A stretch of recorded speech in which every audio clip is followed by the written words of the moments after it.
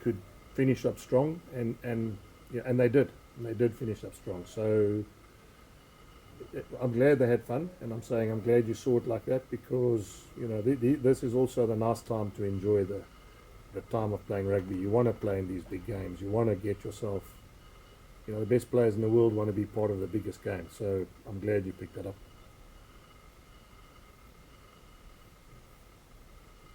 Because Jake, you guys obviously had a bit of a week off. A lot of chat this week about Curtly Orense. I know how you feel about obviously having the best players here. Yeah. Sebastian had an unbelievable performance tonight. So I mean, how happy are you with our best guys leaving, but then the guys coming to standing? How happy are you with that? Yeah, Ronald, I'm really happy, but I'm not a development coach. I'm not here to bring people through that I can sell to other countries, or release to other clubs. So it's wonderful for him. Some would say, well, it's nice that Curtly goes because you produce another player. I'm not in the industry of producing players. I'm in the industry of winning rugby games. And, when you look at the highlights, I've been watching social media. Obviously, mates sending it to me. I'm not on it. But have you seen what he's been doing in Japan? Now, how, in heaven's name, it's like giving one of the best players in the world. When he's at the peak, and I wanted that to be worded correctly as well, Ronaldo. We pay, and specifically the coaches, pay school fees for these youngsters to learn and grow and put them in. And then when they're at the time where they should be, paying back, and I don't mean that, I mean paying back to the coach and to the Bulls and to the organisation.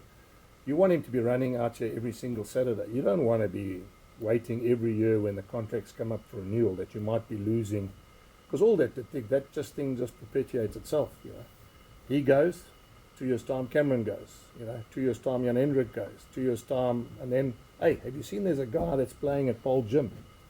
I mean, I can't hear that every week, So it's lovely for Sebastian, and I think it's wonderful for us as a group, because it creates pressure and competition for the jersey. But I'm never ever gonna tell you guys, let it be, and we just accept it. We're in a country where rugby is our number one sport. We're in a country where we're producing World Cup champions, and we're in a country where our jobs as franchise coaches are under pressure. So, I'm happy for Sebastian, but geez, I would have loved to have Curtly Orense involved today in the 23 as well. Can you imagine? And then just on that, there was a big story obviously this week with being Jason Dixon. Yes. Obviously with Marnie Libbok also now. Yes. Aren't the agents becoming a massive problem for our players in South Africa to stay in the country, because they're hearing in their ear they can sign bigger deals across the globe? So I wish you and I could drink a beer, and I'll give you about 3 hours of what I think is that agents are genuinely not worried about the player. I mean, they just want the deal. And anyone who tells me it's my client, and again, I want to turn this around, we are the client. Because if we don't pay the players, there is no deal. And so this thing about I look after my client, it doesn't hold water when you're talking about. The client is actually the unions who pay the salaries. And so, I can spend hours with you and say, the agents, when they've got a mandate to be able to send players overseas and still be eligible to play for their country, it's like a freebie for them. Let's be fair. Other agents in other countries can't send their players overseas because they won't be eligible to play for their country. And I talk that from experience, because Ronaldo, when I was the coach of the box, I remember agents telling me, you're killing my job because you're picking the same box side year in and year out. And remember those days was the Colpack deal where you had to play X amount of games before you go overseas. And agents would tell me when I saw them, you're killing our business, because every year you pick the same 25, 30 players. And the others can't go because they're not internationals, and the ones that are, you keep picking them and they're staying here. So, I've got first-hand appreciation of the fact that, when the agents have got free pass to send guys overseas, make money, and still get that player to be eligible to play for the country, then they would do it. But they're not helping the provinces. I'm old enough to tell you that if Doc Late was working, he would have called a couple of agents in and said, let me tell you how it works, boys. You're not going to be selling players overseas because they need to stay. Because when we negotiate deals with sponsors in our country, we need to sell them the fact that our best players are playing every week. Isn't that how business works? One of the key things that happened when they signed the Super Rugby deal was remember at that stage in 1995, there was a massive fear that all our best players were going to go and play with Murdoch and all that sort of thing. And one of the provisos of signing the Super Rugby deal was that we wouldn't send second-rate, third-rate players in comparison to the players that we had. Not for 1 minute saying the players here are second and third rate. All I'm saying is this is not the best players we can put on the field every week for 4 franchises. And I know, I mean, you guys always look at me and but I'm not gonna stop saying to you, let it be. You know, let's accept, because it's not. I'm in the job of winning rugby games, and you know, Toby Faletau coming off the bench is a British and Irish Lion. Our guy coming off the bench is, you know, is not equivalent anything to that. You know, so. Yeah, I genuinely think, Ronaldo. I mean, I'm shouting into the hills and going, we've got to be careful, because once Kirtley goes, if he goes, we're just going to start a whole new cycle of the next generation going. And then, as I said, there's a wonderful winger at Paul Jim, and there's a wonderful, you know, lock at Ermalua, and there's whatever, you know. But gee, there always has been, and there always will be. But at the end of the day, we want to keep the cream playing every weekend together in our 4 franchises, or 5, or 6, or whatever franchises we have. Jake, I said, told me to ask you. The Reds are very good today. Pass out the back, but also hard in from outlines and just enough kicks. How close are you to playoff shape? Tell Harry, I mean, he's obviously spot on that today, but it is also one of those games where we wanted to go through Cardiff. I mean, and the reason for that is because they're a very difficult side to get around, and that's probably why he picked up, you know, short lines going through the middle, and we picked a team that could do that too. Let's be fair. I mean, the pack weight's 940 kilograms, and so it allows us to play that style against a team like Cardiff. But you know, next week or the following week, depending on who we have to play against, we're going to have to rethink about. You know, if they give you space on the edge, or if they're soft on the edge, then you need to pick a team that can exploit that. So he's 100% right, and he's 100% spot on.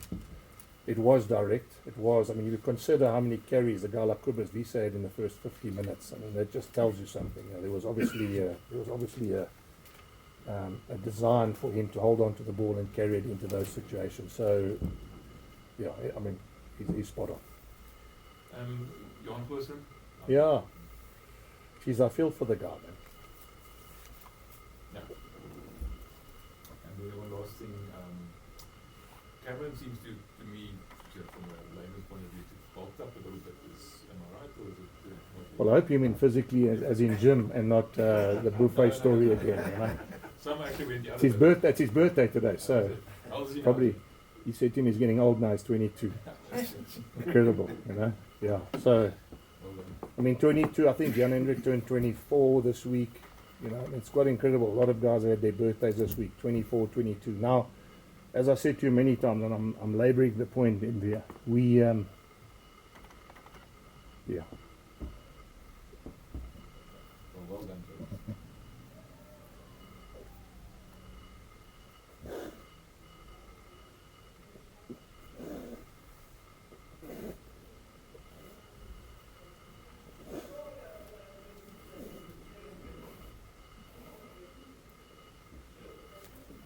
So Jake, the frustration with losing top flight players comes down to money. We know this, but you've No, it built a doesn't. winner. No, Comes to the desire to want to play for your franchise in your country, fair enough. like everyone else. Fair There's enough. guys in New Zealand earning less than guys playing in France. There's guys playing in France that are earning less than guys playing in Japan. So it doesn't come to money. Fair point. Despite that, you built a winner here. You've got a winner. You have 2 finals, one Cape Town, one here at Loftus last year, Yeah. and you're brushing up against the top of the log game. You're doing something right here. Yeah, I am, but I mean, I'd like to do more, to be honest. I don't want to get to finals and I know people are comparing apples with apples, because South African sides like the Stormers also don't have their best players because overseas players. And yeah, it is nice to get to with what we have, but I suppose that's the frustration for me as well, because can you imagine? And I use the names of the Bulls players. I'm not even trying to buy anyone else. Ergia, Jesse, you know, Jason Jenkins, all those guys, Andre Pollard, that were all here when I started here, and I'm talking about just before I left. They were all playing Super Rugby. So yeah, I mean, what I'm saying is that's the utopia of what I would like to have. I would like to play Leinster with 23 internationals. Are we doing well? Yes. I mean, I think sometimes we bat above our weight, and I do think as well, and I've got to be careful because I do think it does in some way help SA Rugby because there's guys like Sebastian Lombard get man of the match, and it does give a guy like, Jan Hendrik Wessels an opportunity to be man of the match against Glasgow. So there is a silver lining. But I go back to what I'm saying, is that if you're a provincial coach and you coach in a country like this, surely you want to be able to, and maybe I'm also biased because I've coached the best players in the world. I would love a club side where I can have the best players in the world playing in a light blue jersey. That's what I'm asking for is not something that is unique in the game. So, yeah, I mean, as I said, I genuinely am just banging that drum because I know how much better we can be. And imagine, I mean, this is what I don't understand. Imagine having 4 powerful franchises, and again, it sounds like I'm not talking about Free State, but 4 powerful ones in the URC. Plus a hell of a strong Free State side, plus a Puma side, that's where our rugby. I'm also old enough to know, and MB will know this because you guys are. But we had SV Adia and we had Stellaland and we had Noordkaap and we had our rugby was incredibly strong then as well without international rugby. So I generally don't think less is more, and a lot of countries go from 6 teams to 4 teams to 3 teams to. And I don't understand that because surely it's like schoolboy rugby. If you have 1,000 boys to pick from and the other school has 300 boys to pick from, chances are the 1,000 schoolboy team should always consistently be better. So we're down to the final game in the URC, Yep. the regular season. Yep. And then we move on. We going to see anything different this coming week or next game?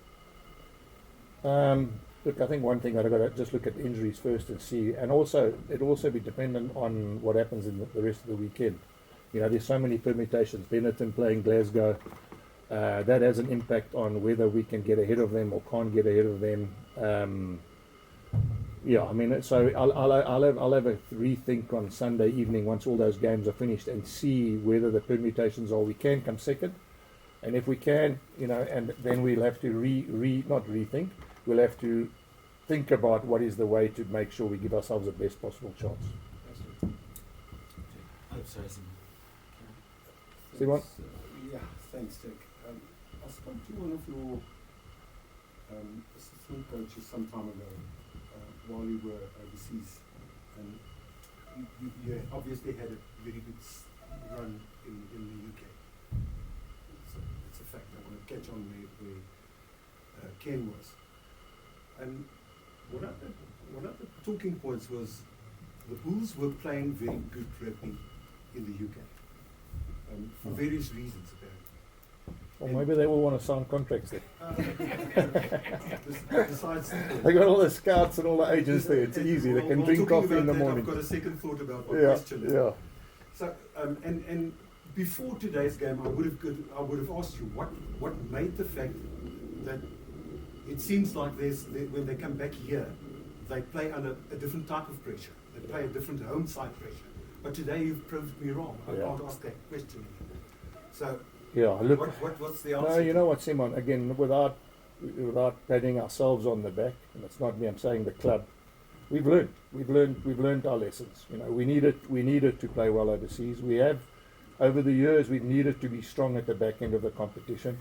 We've fallen away in our standards at the back end of a competition in the last couple of years through many different reasons. One is injury, one is no rotation of players. And on my fault, remember, I've spoken to you many times that I should have maybe been a little bit more lenient in making changes. And I think that's why we're getting success now. Because for Zach to play 80 minutes tonight didn't worry me because Zach's had enough game times. For Keegan to go to 10 didn't worry me because Keegan's played this season at 10 in big games. What I've probably done, and it's me specifically, we've probably just stuck with the same 9-10, 9-10, 9-10 for long periods of time in the last 3 years. And I'm using those 2 guys as an example, but so with the other guys, so with the props and the locks so I think it's not just because tonight was different. I genuinely think that it's going to be. That's what my sort of plea to them is that we mustn't go in our shells. We've changed the team for a reason, so that there will be energy and there will be excitement and there will be the fact that you're going to play as well as you can to win the tournament. And, you know, you're right, tonight was another example of, you know, we changed the team, we put some guys in, we had to change Goosen after 12 minutes. I mean, and then the guy comes on and he looks like he's one of the season 10s of the competition. So that's just one example, you know. So I'm hoping now, as I said, we've got to be clever, and that goes into the question I was asked there, what do you do next week? I don't want to lose that momentum. I also don't want to go away from the fact that some guys need a break, and I'm talking about because if they've got bumps and bruises. So I'll only know when, and I'm using Bennett and Glasgow because they're the guys we're trying to chase, and I'm using, I suppose that'll be the only game that'll influence us in terms of where we are. The rest of the guys, I mean, I don't think can catch us, you know, so I'll basically have to make a decision on, and I'll also watch the Glasgow game and the Benetton game to see whether there's anything I pick up from Benetton that would help us either beat them or put them under pressure as Benetton hopefully will do in certain parts of the game. Last question about Kanan. You must be satisfied with Kanan. You spoke about the scare that Kanan had also with his head injuries. Yeah, geez, I mean, and he had a good game today. Yeah, he's one of the, again, I mean, that's also why I was going to tell you when I got so emotional. He's also only 22 or 21, guys. So, I mean, we're sitting here with, how's he, you know, got a 22-year-old number 8, we've got a 24-year-old Lucid prop, we've got a 21-year-old. Now, it takes nothing away from them. They're talented kids, but can you imagine surrounding them with what I could surround them with, you know? So he's playing outstanding. I told him, now, you're back to your best. You know, it's test windows coming up, and players also, they know they need to play well now because the test windows start in a month's time. So I've got no doubt that it's also nice for me because everyone wants to be involved in the June test series. And so motivation from my side is not something that I'm putting a premium on because I'd like to believe it's going to come from within. Do you have a full heart? Is that why you get emotional about this? A full? A full heart, overflowing heart. Yeah, I hope so. I hope you read that. Yeah. That's the question about you getting a little bit.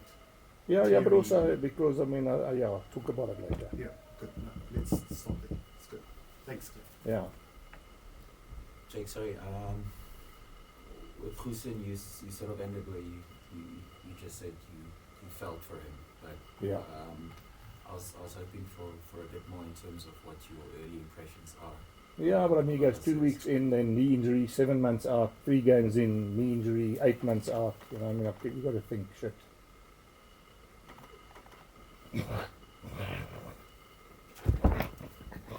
Thanks, guys. Let's take.